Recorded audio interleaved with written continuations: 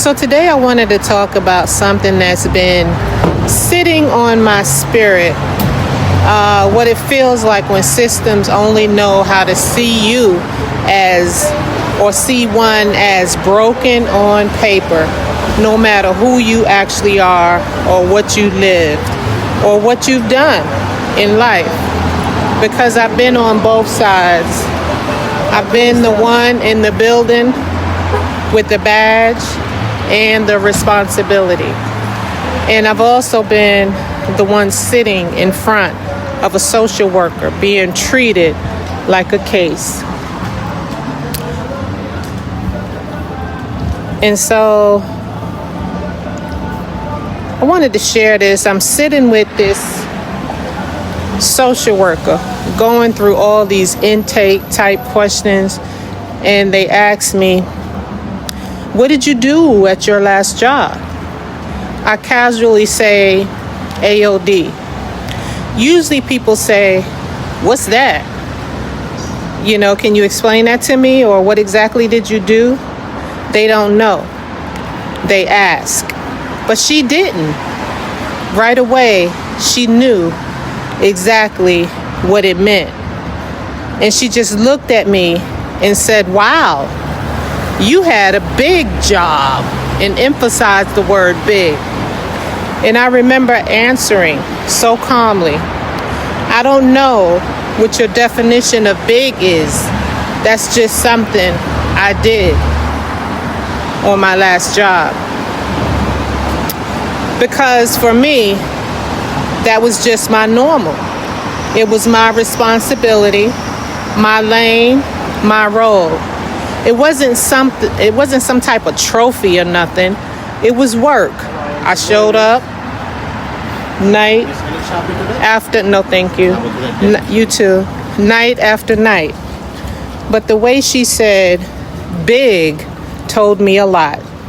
It sounded like surprise that the woman sitting across from her answering their questions could have been the one everyone called when things went sideways. That's the clash. They're used to seeing you as a client,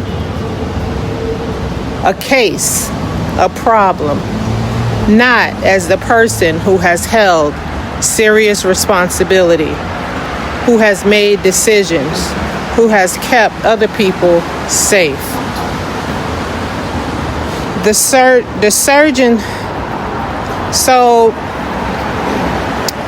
I want to bring something up, and this reminded me of what I want to call the surgeon's story. And it reminds me of something I saw years ago when I was working in the hospital.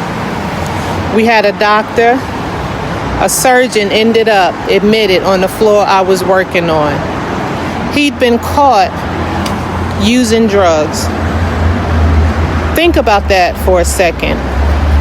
One day you're the person with the white coat, the authority, the training, the respect. The next day you're in a gown, in a bed, on a unit. People are writing notes about you now.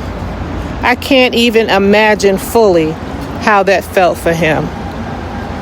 But I could feel the energy. What was interesting to me was what happened after that.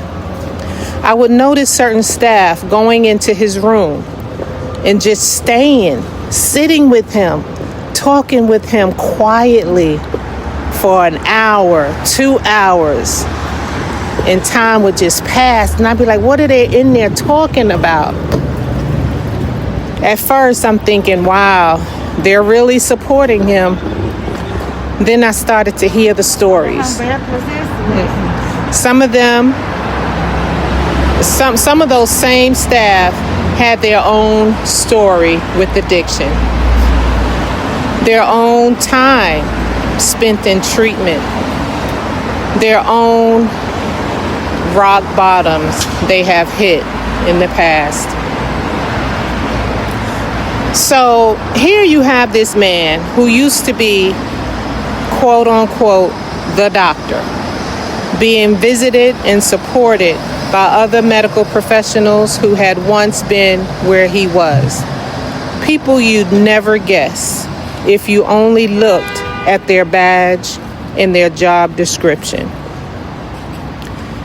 And then his family that came in, which shocked me because it mirrored similarities of my own.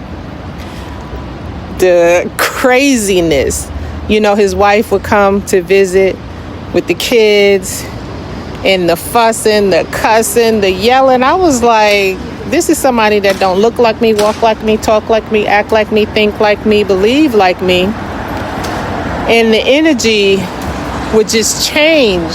It was total chaos, arguments, blame, tears, things being said that you can't really take back. It looked and felt like the dysfunctional families I knew all too well, the ones I grew up around, the ones I was connected to like my own. And I was like, wow. So right there in this professional space, you could see title doesn't protect you from dysfunction. Education doesn't protect you from pain. Status doesn't protect you from addiction or a broken marriage or a family that doesn't know how to handle its own hurt. He was suddenly where so many patients had been, and his family looked like so many families I had already seen. So to name the system, from my perspective, that's when I started putting words around what I was seeing. There's the life you've actually lived, everything you carried, the jobs you've done, the people you've helped, the responsibilities you've held. And then there's the way the system writes you down. Sometimes I call the broken on paper system a world where in your file you're always broken, always impaired, always damaged, no matter how much you've healed or accomplished or grown in real life. And then there's the permanent patient labeling. Once they see you as a case, a problem, they keep you in that something's wrong with you box. The system never has to question itself because you're always the one being examined. So that surgeon, the file listed all his risk factors, his substance use, his family issues, and me sitting in front of that social worker.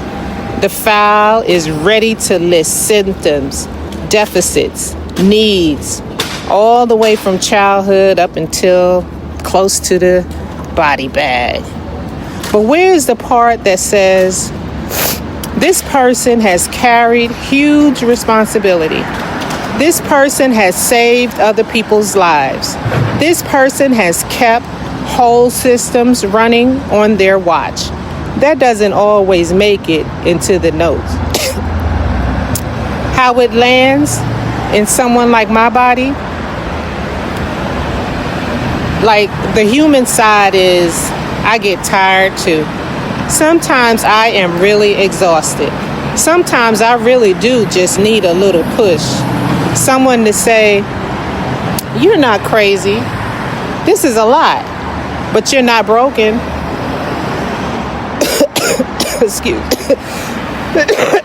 Excuse me. Needing help doesn't erase what I've done.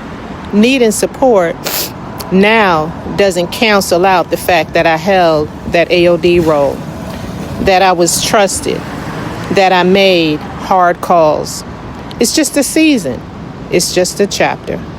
But when you sit in front of certain professionals, it can feel like you're only allowed to show up as broken. If you show too much strength, too much clarity, it conflicts with the script they're running in their head. And that clash, you can feel it in the room. You're like, I'm not collapsing, but somehow my not collapsing is crashing. Your story about who I am supposed to be. So this is what I want to say to anybody watching. If a social worker,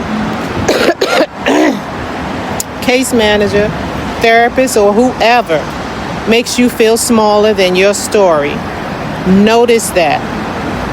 Do your research. Learn the language, the labels, the policies.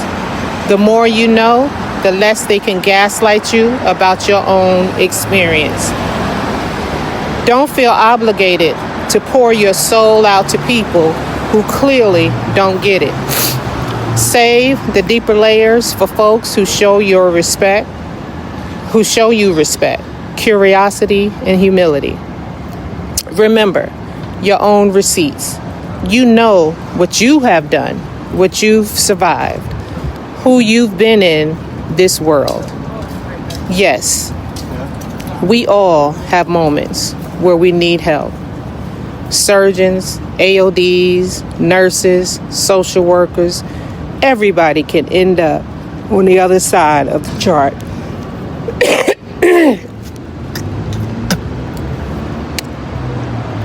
But that doesn't mean you are only it don't mean you are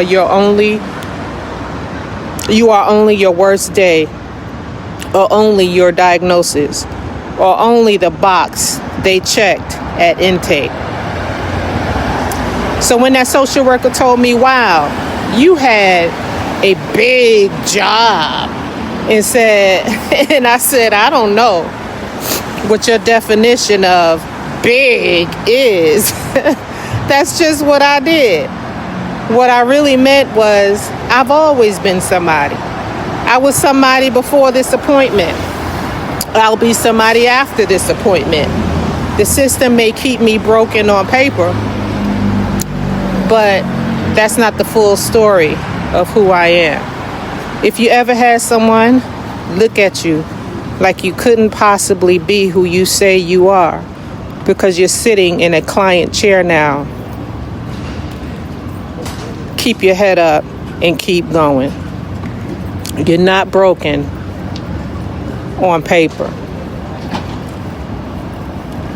And if you got something from this, remember who they are, even in a system that can't see it. Something ain't right.